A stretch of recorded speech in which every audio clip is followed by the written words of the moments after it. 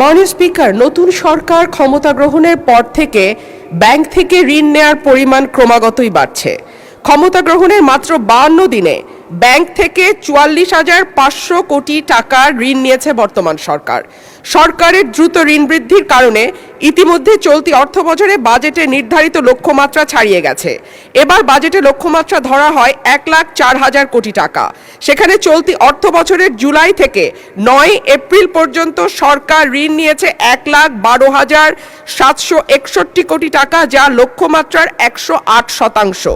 এর মধ্যে অন্তর্বর্তী সরকার জুলাই থেকে 16 ফেব্রুয়ারি পর্যন্ত নেয়া ঋণ 68,229 কোটি টাকা। বাংলাদেশ ব্যাংকের প্রতিবেদন থেকে এই তথ্য পাওয়া গেছে। মাননীয় স্পিকার, অন্যদিকে রাজস্ব আদায়ে অর্থবছরে 8 মাসে লক্ষ্যমাত্রা থেকে পিছিয়ে আছে প্রায় 71,500 কোটি টাকা।